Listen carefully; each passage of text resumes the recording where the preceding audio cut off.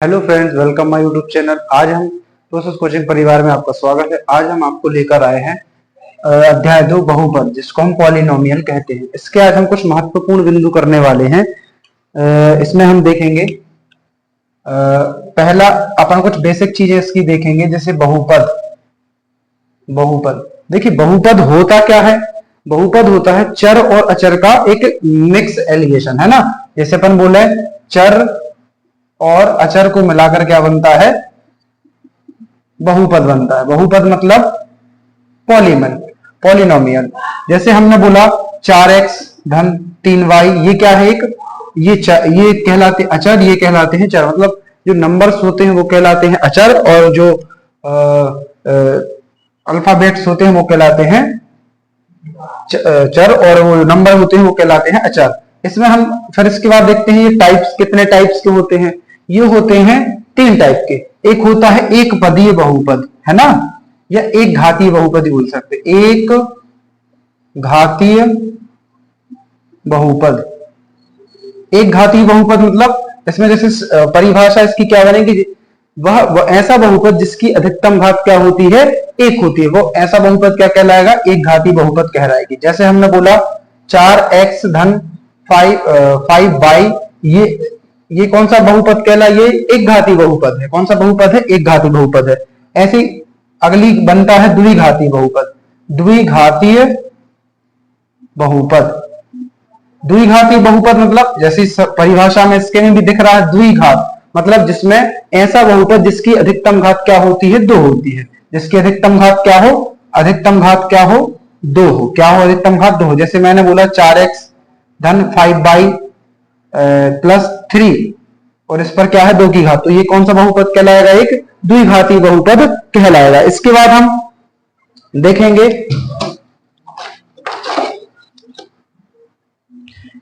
देखेंगे, त्रिघाती बहुपद। कौन सा बहुपद? त्रिघाती या 3 की घात वाला, है ना, 3 घात वाला बहुपद।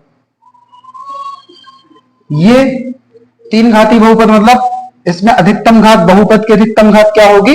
3 होगी। जैसे इसका हम बोले 4x के ऊपर 3 की घात प्लस 5x स्क्वायर धन 3, ये क्या है? ये कौन सी घात वाला बहुपद कहलाएगा? त्रिघातीय बहुपद कहलाएगा। अब इसमें सबसे महत्वपूर्ण चीज है, इसमें सबसे महत्वपूर्ण चीज है बहुपद की घात।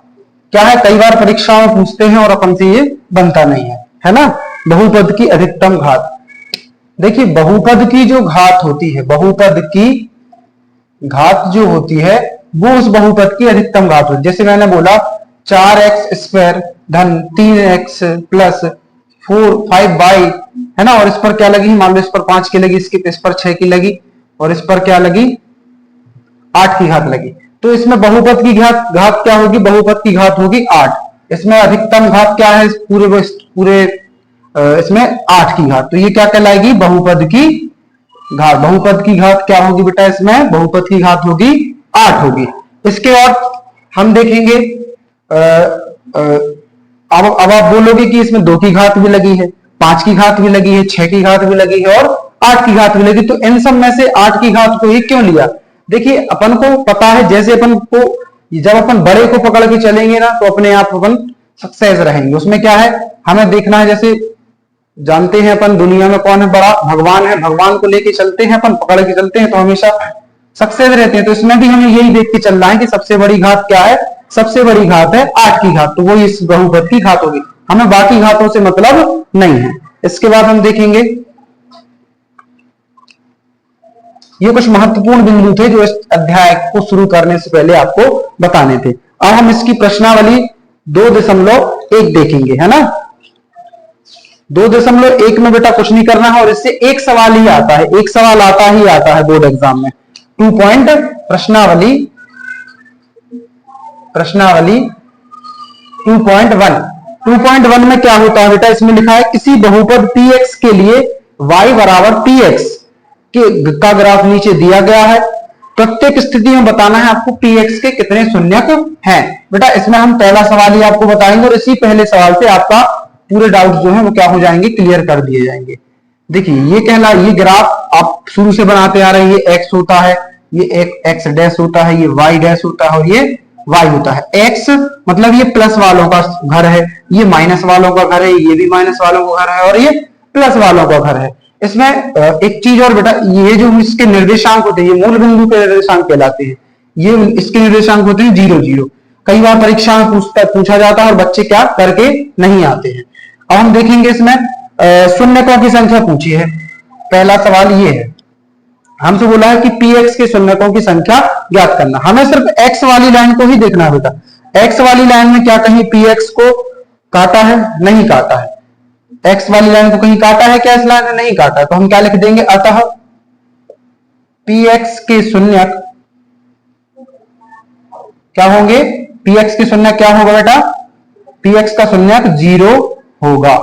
ठीक है बेटा। अब मान लो इसी सवाल में हम आपको एक और सवाल देते हैं। मान लो ये है ये। अब इसमें px के शून्यकों की संख्या क्या होगी? अब हमें इसमें गिनना है 1 2 3 4। इस लाइन ने px को कितने बार काटा है? 4 बार काटा है। तो इसमें क्या हो जाएंगे? px के शून्यकों की संख्या क्या हो जाएगी बेटा? 4 हो जाएगी। ठीक है। तो बाकी के ये 6 सवाल है, 6 सवालों को